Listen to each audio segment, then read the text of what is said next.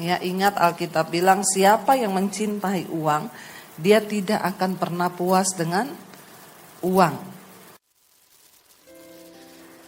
Haleluya. Iya, terima kasih buat Bapak Gembala dan juga semua jemaat Tuhan yang sudah mempercayakan saya boleh ada untuk memberitakan firman. Saudara, tadi kita nyanyikan sebuah pujian tuh indah banget ya, di mana dikatakan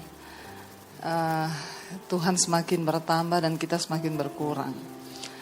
Kadang-kadang kalau nyanyi itu gampang ya. Kau semakin bertambah, aku semakin berkurang. Tetapi di dalam prakteknya tidak semudah kita nyanyi.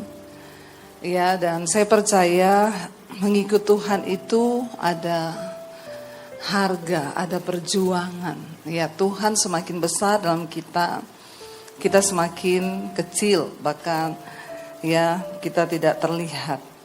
Nah, hari ini firman Tuhan saya beri tema yaitu arti hidup.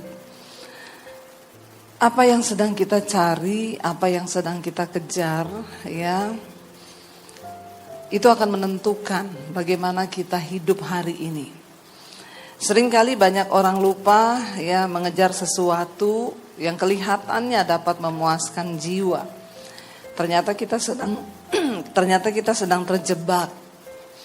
Tapi hari ini biar firman Tuhan mengingatkan setiap kita, saudara, ya. Benar tadi lagu itu berkata, biar kita semakin berkurang, Yesus semakin bertambah. Keakuan kita dimatikan, keakuan kita dibunuh. Dan ketika kita dalam proses membunuh keakuan itu, ya tidak seindah waktu kita ngomong. Ya, kita bicara saja dalam kehidupan berumah tangga. Ya, ketika suami istri hidup bersama, proses mematikan kedagingan atau keakuan itu seperti apa? Waktu kita bertengkar di rumah, ya, bagaimana kita berdoa supaya Yesus makin besar, ya. Tetapi kita masih hidup ribut, saling membenarkan diri, ya. Saya percayalah di tengah dunia yang sudah seperti saat ini, mari kita melihat, ya, apa yang Tuhan mau. Jangan sampai kita terlambat dan kita kehilangan kesempatan. Ya, ada satu cerita, ada satu orang bapak, dia itu ya pembuat jam tangan. Anaknya bilang, "Pak, ayo kita ya jalan-jalan." Bapak itu sibuk kerja. Dia bilang, "Tunggu ya, Bapak tuh lagi mau bikin satu arloji yang terbaik. Baru Bapak bisa punya waktu untuk jalan-jalan sama kamu." Tanpa dia sadari, dia sudah menghabiskan waktu puluhan tahun untuk menemukan sebuah arloji yang dia rasa itu terbaik. Tapi ternyata dia sudah kehilangan waktu. Saudara, ada banyak hal yang seringkali kita juga kejar di hidup ini dan kita gak sadar. Ternyata kita sudah kehilangan banyak waktu dan kita kehilangan esensi dari kehidupan yang sesungguhnya. Kita baca dulu satu ayat firman Tuhan. Ya, saya pengen kita baca sama-sama dari Pengkhotbah pasal yang ke-6. Ayat 1 sampai ayat yang ke-3 dulu. Pengkhotbah 6 ayat 1 sampai ayat yang ke-3. Firman Tuhan berkata begini, saudara. Kalau sudah kita baca Pengkhotbah 6 ayat 1 sampai 3. 1, 2, 3. Ada suatu kemalangan yang telah kulihat di bawah matahari, yang sangat menekan manusia. Orang yang dikaruniai Allah kekayaan, harta benda dan kemuliaan, sehingga ia tidak kekurangan suatu pun yang diingininya. Tetapi orang itu tidak dikaruniai kuasa oleh Allah untuk menikmatinya, ya, melainkan orang lain yang menikmatinya. Inilah kesia-siaan dan penderitaan yang pahit, ya. Ayat yang berikutnya, jika orang memperoleh 100 anak dan hidup lama sampai mencapai umur panjang, tetapi ia tidak puas dengan kesenangan, bahkan tidak mendapat penguburan, kataku, anak gugur lebih baik daripada orang ini. Saudara, ya, Pengkhotbah, ya, itu ditulis oleh Salomo. Salomo itu raja, siapa yang tidak kenal dia, ya, dia terkaya, dia punya segalanya, Bahkan istrinya juga ya sangat banyak. Dia menulis, dia berkata, ya ada suatu kemalangan yang telah kulihat di bawah matahari yang sangat menekan manusia. Orang yang dikaruniai Allah kekayaan, harta benda dan kemuliaan sehingga ia tidak kekurangan suatu pun yang diingininya. Ya, tetapi dikatakan ya orang itu tidak dikaruniai kuasa oleh Allah untuk menikmatinya, melainkan orang lain yang menikmatinya. Ya, ini dia bilang di sana kesia-siaan dan penderitaan yang pahit. Saudara, ya ada orang bekerja, mencari uang, mengumpulkan kekayaan. Ya, ingat Alkitab bilang siapa yang mencintai uang, dia tidak akan pernah puas dengan uang. Kita membutuhkan uang di hidup ini. Uang bukan segalanya, tapi segalanya butuh uang. Ya, bahkan ya katanya uang tidak dibawa mati, tapi tidak ada uang bawaannya mati. Ya, tetapi Alkitab mengingatkan kita bahwa cinta akan uang itu, siapa yang mencintai uang tidak akan puas dengan uang. Kita membutuhkan uang, kita perlu uang, tetapi kita tidak boleh mencintai uang. Ciri orang yang mencintai uang, yang pertama, pelit.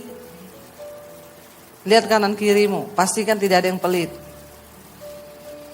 Karena Alkitab bilang orang kikir tidak masuk surga. Ya, jadi tanda pertama orang yang mencintai uang itu dia pelit.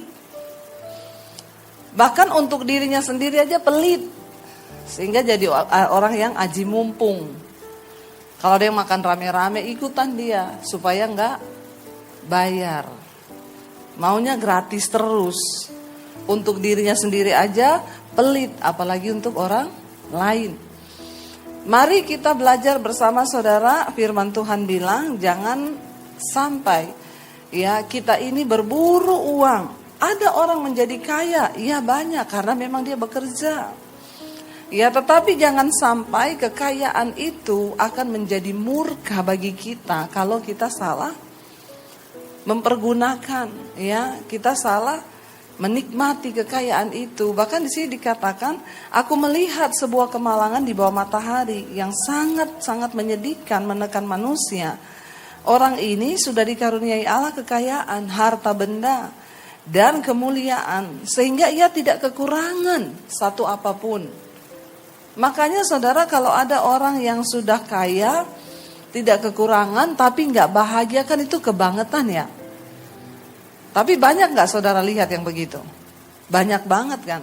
Banyak kita lihat. Ya, jangan bilang kekayaan itu bisa membawa bahagia. Kalau kekayaan bisa bawa bahagia, maka tidak ada perceraian di kalangan orang kaya. Tapi pada hakikatnya kita lihat banyak terjadi perceraian di kalangan orang kaya. Bahkan anak-anaknya hancur. Ya, mereka jatuh dalam pergaulan yang tidak benar. Ya, karena kekayaan itu menjadi jerat. Ya, lalu di sini dikatakan saudara, ya, tetapi dia tidak diberi kuasa sama Tuhan untuk menikmati. Nah ini saudara, kita tuh perlu meminta kepada Tuhan agar kita ini mendapat karunia untuk menikmati. Saya berjumpa dengan banyak orang yang hidupnya pas-pasan loh, tapi dia bahagia karena dia diberi kuasa untuk menikmati. Bahkan ketika kita hidup dekat dengan Tuhan, kita takut akan Tuhan, bahkan di tengah penderitaan pun kita masih bisa menikmati. Orang yang hidup takut akan Tuhan diberi karunia untuk bisa menikmati bahkan persoalan, penderitaan, pergumulan, dia bisa menikmati itu dengan sukacita. Jadi kuncinya di sini bukan soal kaya, bukan soal miskin, tetapi kita mendapat karunia untuk menikmati hidup. Jadi sekalipun sulit, tapi kita bisa bersyukur, itu namanya karunia. Ya, sangat disayangkan saudara. Alkitab bilang orang yang kaya dia punya anak, punya kekayaan, tapi kalau nggak bisa menikmati, lebih baik anak gugur. Lebih baik dia gugur dari dalam kandungan daripada dia hidup di dunia tetapi tidak bahagia. Padahal punya kekayaan, punya uang, punya segalanya. Tapi tidak dikasih karunia sama Tuhan untuk menikmati hidupnya. Lebih baik anak yang gugur loh saudara. Ini keras sekali firman ini. Ya, jangan sampai kita hidup tapi kita tidak bisa menikmati. Sudah diberi harta, uang, rumah tangga ribut terus, suami istri berantem terus. Ya, ayo kita bertobat biar Yesus semakin bertambah, kita semakin berkurang. Apa arti hidup itu? Arti hidup yang sesungguhnya ketika kita ini bergaul dengan Tuhan, hidup dekat dengan Tuhan, kita diberi karunia untuk menikmati hidup ini. Sekalipun jangan terlebih suka aku tinggal dalam penderitaan. Karena ketika aku lemah maka aku kuat. Ini kan aneh saudara. Di saat semua manusia itu gak pengen menderita loh. Rasul Paulus bilang terlebih suka aku tinggal di dalam penderitaan. Kenapa tidak mencari perempuan di luar? Tidak selingkuh. Ya emang kalau selingkuh itu menyelesaikan masalah. Ya dengar baik saudara, kita ini diberi kesempatan hidup. Ya kita bersyukur masih diberi kesempatan hidup sama Tuhan. 2 tahun lebih kita melewati masa pandemi. Kalau kita masih hidup itu anugerah. Karena begitu banyak orang tidak dapat kesempatan lagi untuk hidup. Kita diberi kesempatan hidup, ayo kita pergunakan waktu-waktu di hidup ini untuk menyenangkan Tuhan. Ya, bagaimana sih menjadi orang yang bisa menikmati hidup? Mari kita lihat bersama saudara. Ya, 1 Timotius 4 ayat 8 sampai 10 di sana Rasul Paulus menulis 1 Timotius 4 ayat 8 sampai 10. Ya, dia berkata begini, latihan badani itu terbatas gunanya, tetapi ibadah itu berguna dalam segala hal karena mengandung janji, baik untuk hidup ini maupun untuk hidup yang akan datang. Perkataan ini benar dan patut diterima sepenuhnya. Itulah sebabnya kita berjerih payah dan berjuang karena kita menaruh pengharapan kita kepada Allah yang hidup, juru selamat semua manusia, terutama mereka yang percaya. Bagaimana kita bisa menikmati hidup di dalam Tuhan? Perlu melatih manusia roh kita. Dengan cara apa? Beribadah. Beribadah itu bukan hanya kita kumpul-kumpul begini, ini juga salah satu bentuk ibadah. Tapi jangan terjebak, kalau engkau tidak mengalami sesuatu dalam ibadah ini maka juga sia-sia. Ketika kita menaikkan pujian, biarlah itu keluar dari hati kita. Ya, karena bukan orang yang pintar nyanyi, bukan orang yang goyangnya kenceng itu yang dilihat Tuhan, tapi sikap hatimu. Ya, kita mau nyanyi-nyanyi lompat-lompat di sini kalau cuma untuk daging aja ya percuma juga saudara, ya. Nggak kalah sama Holy Wing. Kenapa banyak orang mau datang ke sana? Karena di sana wah jiwanya dipuaskan saudara. Gereja harus lebih daripada apa yang dunia tawarkan. Kenapa? Karena para pelayan Tuhan berdiri di dalam kekudusan. Mereka menaikkan pujian itu bukan hanya lip service dari mulut, tetapi lahir dari sebuah kehidupan yang sudah dibentuk oleh Tuhan. Di mana kita benar-benar sudah mengalami yang namanya bayar harga, dimatikan kedagingan. Waktu kita mau marah sama orang, kita tahu kita nggak boleh melakukan itu. Kita menekan daging kita dan berkata, Tuhan terima kasih. Ketika kita ditawarkan dengan keinginan dunia, di depan kita ada hal-hal yang enak ya. Saya itu sedih melihat sekarang banyak orang Kristen, anak-anak muda jadi pelakor, perebut suami orang, jadi simpenan. Saya melayani banyak ibu-ibu yang datang konseling. Pelakornya orang Kristen, Bu, bahkan banyak pelayan Tuhan. Saudara, kita melihat ya, saya berdoa supaya gereja di tempat ini menjadi gereja yang berbeda. Di mana sungguh-sungguh menghasilkan jemaat umat Tuhan yang berdiri di dalam kekudusan. Sehingga apa yang kita lakukan itu tidak menjadi sia-sia. Ya, supaya jemaat Tuhan juga bisa bertumbuh. Dari kehidupan yang tadi penuh dengan kedagingan, kita mulai berdoa supaya Tuhan mulai ubahkan. Jangan kehilangan arti hidup yang sesungguhnya. Rasul Paulus bilang, Latihan badan itu terbatas, cuma untuk kita sehat di dunia ini. Tetapi ibadah itu mengandung janji dari hidup yang sekarang ini sampai kepada hidup yang akan datang dalam kekekalan. Makanya Rasul Paulus bilang di sini, kami sampai saat ini, ya kami karena itulah, ya kami sampai saat ini berjerih payah dan berjuang. Mengikut Yesus itu ada jerih payah dan ada perjuangan yang harus kita lakukan. Jangan jadi Kristen ya yang tidak mengalami perubahan apa-apa. Sorry, setan gak takut ketika orang melayani Tuhan. Setan gak takut ketika saya berkhotbah. Setan gak takut waktu saudara rajin datang ke gereja. Tapi setan takut ketika engkau mulai melakukan firman Tuhan. Karena itu ibadahmu yang sejati. Bilang amin saudara. Ya, saya ini berkhotbah orang pakai masker ini berat saudara ya. Karena memang tidak bisa melihat ekspresi saudara. Saya khotbah gini saudara marah atau tersenyum. Tapi ya masa bodoh lah ya. Pokoknya tugas saya menyampaikan firman. Ya tapi tolong respon. Kalau ada gitu bilang amin gitu ya. Walaupun pakai masker. Supaya kita yang khotbah juga semangat. Karena di atas ini kalau lihat gak semangat, makanya pendeta tuh banyak yang belum terima jadwal khotbah. Saya tanya kenapa? Ya males kalau masih pakai masker bu, gak tahu respon jemaat tuh kayak apa. Ya gak peduli lah, pokoknya firman kita sampaikan aja, bener gak? Mau dia respon baik, mau gak baik, ya kita sampein kebenaran. Justru hari-hari ini adalah hari-hari yang tepat untuk kita menyampaikan suara Tuhan yang benar. Ya, jangan berpuas engkau hanya jadi orang Kristen yang datang duduk diam pulang. Perhatikan cara hidupmu hari-hari ini. Apa engkau mengalami perubahan? Sebagai suami, apakah engkau menjadi imam yang benar dalam rumah tanggamu? Sebagai istri, apakah engkau menjadi penolong? Sebagai anak-anak, apakah kita menjaga hidup di dalam kekudusan? Ya, mari kita sungguh-sungguh berdoa saudara. Ya, supaya ibadah-ibadah kita tidak menjadi sia-sia. Cukup 2 tahun gereja ditutup membuat kita introspeksi diri. Kenapa Tuhan izinkan itu? Ya, supaya kita semakin berbenah diri. Jangan menjadi gereja yang hanya suam-suam kuku. Ya, yang hanya memperhatikan bagaimana entertainnya kita bisa lebih terlihat baik, bagus. Kita memberi yang terbaik, tetapi esensi yang sesungguhnya adalah hidup yang dipersembahkan bagi Tuhan.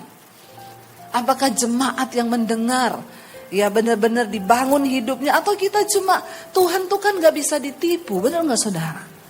Ya kita mau hebat di sini gini-gini, maaf saya bicara keras buat pemusik dan WL singers di gereja. Ya kenapa? Kalau hidupmu belum diubahkan maka banyaklah berdoa. Karena saya melihat banyak saudara, orang habis di nightclub, dia datang naik di mimbar. Kita tidak bisa main-main dengan Tuhan. 2 tahun semua berhenti, biar kita introspeksi diri. Ya, ayo kita memberi yang terbaik. Sebagai pelayan Tuhan, worship leader, singer, kita wajib memberi persembahan hidup yang kudus dan berkenan kepada Allah. Supaya pujian yang kita naikkan tuh mengubahkan orang. Ya, karena setan tuh gak pernah takut. Mau gereja rame, mau gereja nyanyi-nyanyi. Ya, jangan cuma sibuk dalam hal-hal yang lahiriah saja. Tapi mulai kita bangun manusia rohani kita. Ya, supaya gereja semakin bertumbuh ke arah yang benar. Banyak berdoa saudara. Ya, biar Tuhan sungguh-sungguh memberi kita kepekaan hari-hari ini. Kita sudah melihat keadaan zaman. Jangan merasa aman. Wah, corona udah selesai. Pandemi udah selesai. Yesus bilang, di saat orang merasa aman, di saat itulah engkau harus berjaga-jaga. Karena waktu pandemi kemarin semua berdoa. Takut mati kan? Wah, rajin cari Tuhan. Nah, ini pandemi lewat kok aku gak mati ya? Berarti bisa buat dosa lagi nih. Selingkuh lagi bisa nih. Ya, jadi simpenan bisa nih. Sorry. Sering kali karena orang hanya berburu kekayaan, dia menghalalkan segala cara. Ya, bagi kita di sini terutama anak-anak muda yang wanita, ayo kita jaga hidup kita sungguh-sungguh. Supaya hidup kita jangan saya tuh ya hari-hari ini orang konseling, masa selingkuhan suami saya, ibu tahu, singers di gereja bu. Coba saya mau buat apa kalau kayak begitu? Ya, kenapa bisa menjadi pelakor simpenan rela? Ya, kepengen dapat apartemen mewah, naik mobil mewah, pengen lah pakai perhiasan. Tapi di mimbar dia bisa nyanyi, ngomong Tuhan haleluya. Ini benar-benar saudara, aduh sama sekali tidak menghormati Tuhan. Masih untung gak mati. Masih syukur gak mati. Hari-hari ini ayo kita rasakan hati Tuhan. Mari kita menjadi Kristen yang benar. Dimulai dari rumah tangga kita. Rasul Paulus bilang, karena itu kami berjerih payah. Kami berjuang untuk apa? Mendapatkan hidup yang berkenan kepada Tuhan. Tidak semudah kita nyanyi lagu, tetapi ada perjuangan hidup. Ketika daging ini akan memberontak, kita tekan daging kita. Bagaimana supaya Tuhan semakin bertambah dan kita semakin berkurang? Ketika kita mau belajar menyalipkan keakuan dan kedagingan kita, dan itu tidak mudah. Lalu mungkin kita bertanya, bagaimana ibadah yang sesungguhnya yang dapat memberikan jaminan untuk hari depan hari ini dan hari yang akan datang? Roma itu adalah ibadahmu yang sejati.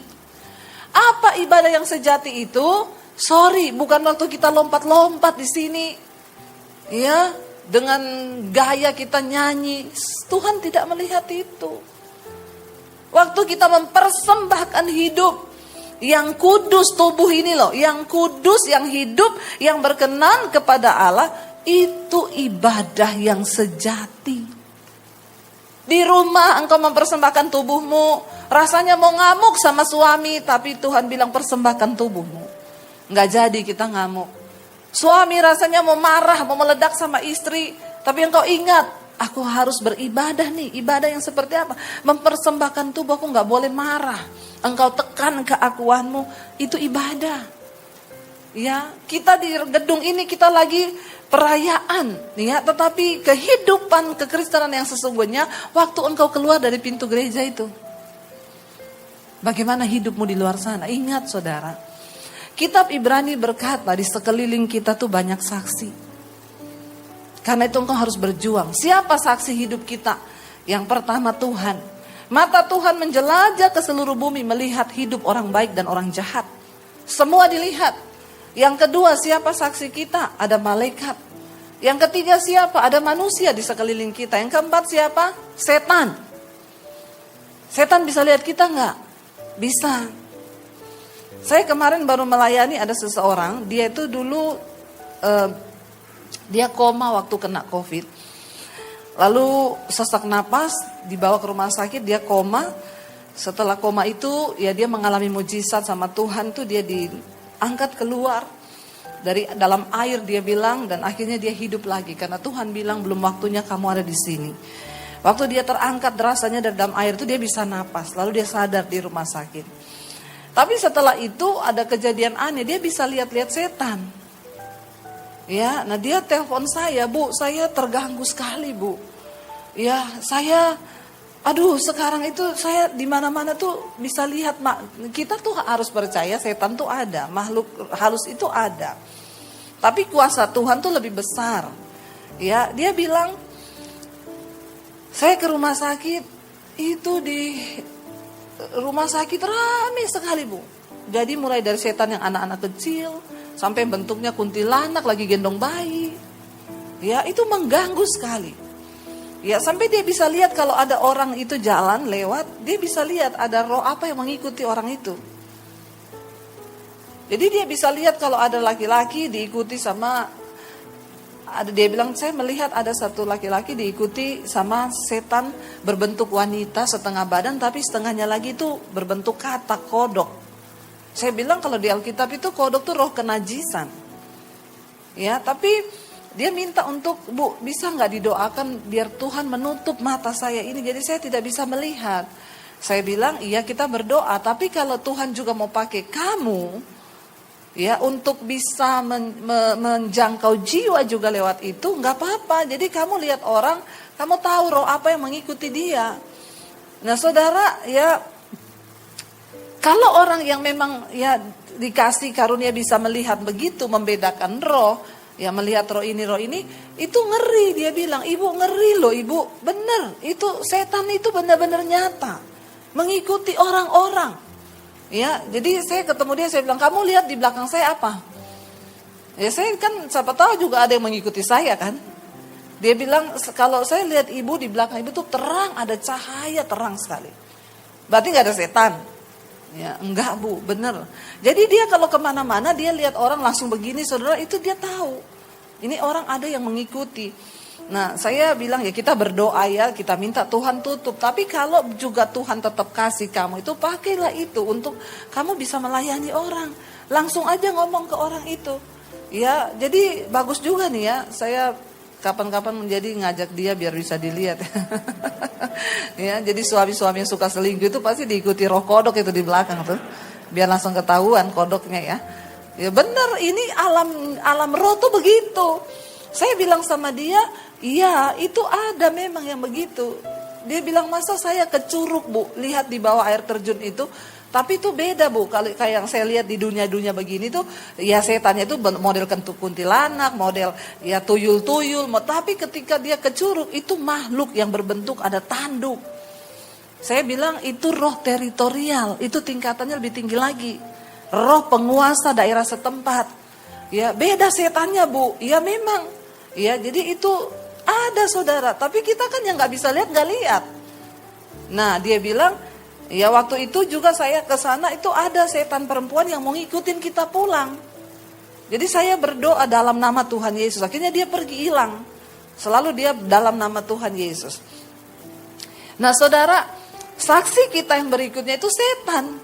Di alam roh saudara tidak bisa melihat, tapi setan bisa lihat saudara. Jadi apapun yang engkau buat, engkau di gereja mau nari-nari kayak apa, engkau main musik mau kayak apa hebatmu, kalau engkau keluar di luar sana, engkau melakukan persinahan, kenajisan, setan ketawa. Ketawa gak setan? Ya ketawa lah. Biarin aja tuh, tiap minggu pelayanan. Tapi hidupnya kayak begitu. Malu gak kita? Malu gak bikin malu Tuhan di depannya setan? Benar, makanya kitab Ibrani bilang, di sekelilingmu tuh banyak saksi. Makanya kita harus hidup sungguh-sungguh dekat dengan Tuhan.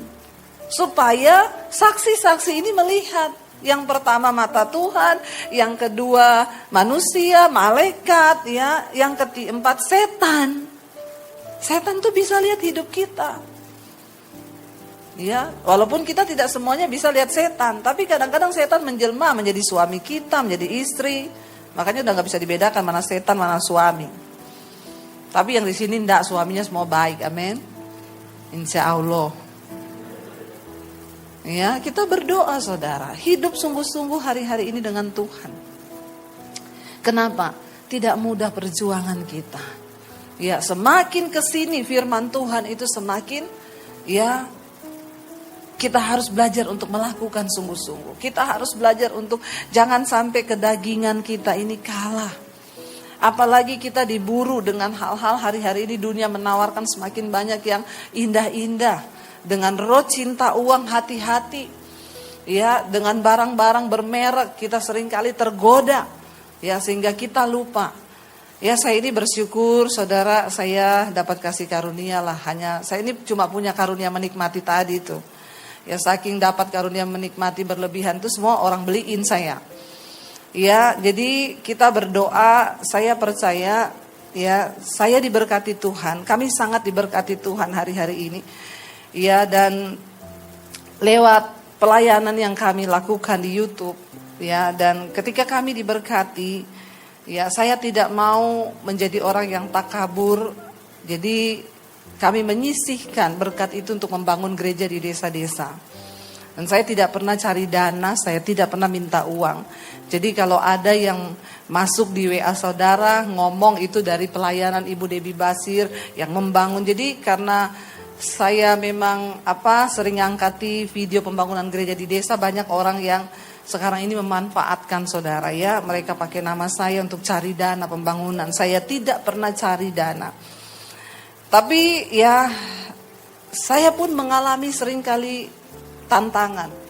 Ya kami lagi membangun beberapa gereja. Total sudah 15 gereja di desa yang bisa kita bangun. Rasanya bahagia kalau bisa melihat mereka bisa beribadah. Jadi satu kali itu saya ditelepon saudara. Bu, saya kasih hadiah ibu ulang tahun ya. Ibu nanti ke Plaza Senayan tuh di LV ada, saya sudah titip sepatu. Ibu pergi ke situ, ambil aja, tinggal ambil. Ya namanya dikasih, masa saya nggak pakai ya saudara, ya saya ambil lah ya. Saya masuk ke sana, sampai di sana saya lihat-lihat tas lah ya. Namanya kita ini perempuan juga ya, masih ada keinginan mata. Jadi ketika saya lihat-lihat tas di situ, ya jiwa hedon saya berteriak. Saya suka ada satu tas saudara, lalu saya tanya, ini berapa ya? Jadi petugasnya bilang 65 juta bu. Ada suara di hati saya gini, ambil aja. Sekali-sekali lah kamu, kan kamu juga nggak pernah beli barang mahal-mahal. Ambil aja lah. Iya kan sekali-sekali. Ya saya wah terjadi peperangan tuh di dalam toko itu. Ya ini saya cuma mau bersaksi supaya saudara itu mengerti lah ya. Terjadi peperangan antara jiwa hedon saya, keakuan saya.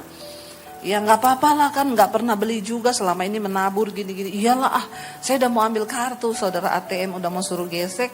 Tiba-tiba ada suara yang bisikin saya. Itu untuk bangun pastori di gereja, di desa. Itu udah jadi satu pastori loh. Beli semen, beli bata. Saya langsung terhenti saudara. Berdiam sejenak. Masa ndak boleh tuh Tuhan, aku sekali-sekali tok loh. Belum pernah loh, saya itu bisa beli loh, bukan gak bisa dan gak utang. Tapi Tuhan bilang jangan. Masih ada yang lebih membutuhkan daripada sekedar gayam. Saya batalin saudara, gak jadi, dalam nama Yesus. Saya langsung bilang, mas gak jadi, itu sepatu aja mana, saya ambil udah dibayar kan, udah bu, ya udah saya pergi saudara. Ketemu anak-anak di mobil, saya bilang, aduh mami hampir tergoda tadi setan. Mereka bilang, kenapa mam? Mau gesek beli tas berapa? 65 juta, anak saya serentak 3 teriak. Buat bangun gereja di desa. Saya bilang iya itu juga tadi suara Roh Kudus yang bicara mamari. Gak jadi. Saudara, itu yang dibilang aku semakin berkurang dan Tuhan semakin bertambah. Berat gak? Berat. Saya juga masih manusia. Saya pengen. Tapi seringkali waktu kita belajar menyalibkan daging, itu tidak enak. Waktu Tuhan percayakan engkau keuangan, waktu Tuhan percayakan engkau sesuatu, apakah kita nih bisa berdoa, kita benar-benar minta, apa kehendak Tuhan? Beberapa hari ini WA itu masuk bu, kami sekarang sudah pengecoran, butuh biaya 64 juta. Kami sekarang sudah bangun plafon 50 juta. Kami sekarang sudah ini. Saya tutup mata, saya transfer. Padahal tuh coba kalau untuk beli tas. Bisa enggak? Banget. Dan kita kaya-kaya.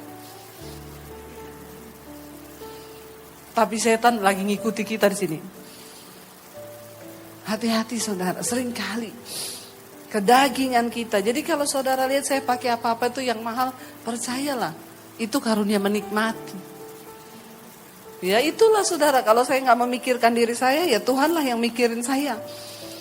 Saya percaya ya, kita ngomong, Tuhan semakin besar, aku semakin berkurang. Makanya tadi saya bilang, tidak gampang nyanyi lagu itu. Ada air mata yang sering kali harus tercurah ketika kita mau mengalahkan kedagingan. Ketika kita mengalah terhadap suami, mengalah terhadap istri, waktu engkau difitnah. Berapa banyak kali kita terima fitnahan. Dan fitnahan itu gak pernah tanggung-tanggung. Sering kali orang yang gak kenal kita tuh bisa fitnah kita loh. Kenal aja kagak loh. Bisa fitnah loh. Tapi di saat itu Tuhan bilang lepaskan pengampunan. Itu berat. Tapi itu yang dibilang Yesus semakin bertambah dan kita semakin berkurang. Kita belajar saudara untuk mengalahkan daging hari-hari ini. Saya juga berdoa biar Tuhan tetap menjagai saya. Tidak berubah sampai kapanpun Tuhan datang. Tidak mudah, tapi waktu kita mau, Roh Kudus akan memampukan. Persembahkan hidup dikatakan di sana tadi. Ya, tubuhmu sebagai persembahan yang hidup, yang kudus, yang berkenan kepada Allah. Itu ibadahmu yang sejati. Lalu ayat berikutnya, janganlah kamu menjadi serupa dengan dunia ini, tetapi apa? Berubahlah oleh pembaharuan budimu, sehingga kamu dapat membedakan manakah kehendak Allah, apa yang baik, yang berkenan kepada Allah dan yang sempurna. Ibu-ibu waktu mau beli tas perlu juga berdoa, amin. Nggak ada amin ini. Saya tidak bisa melihat ekspresi saudara. Ada masker. Berdoa, tanya Tuhan, apakah ini Tuhan berkehendak? Bukan berarti ketika kita diberi kekayaan kita bebas melakukan untuk apapun yang kita mau. Tanya, apakah Tuhan engkau berkenan dengan hal ini? Ya, perlu. Sekalipun kita tuh kepengen ada sesuatu mungkin. Tapi ketika Tuhan menegur, entah itu lewat pendeta, lewat orang lain, lewat saudara, lewat siapapun, engkau harus punya kerendahan hati berkata, iya Tuhan, saya mau nurut apa yang Tuhan mau. Ya, kenapa? Karena dikatakan jangan engkau menjadi sama dengan dunia ini, tetapi berubahlah oleh pembaharuan budi. Kalau ingat saya yang lama, manusia lama saya tuh enggak kayak begini, saudara.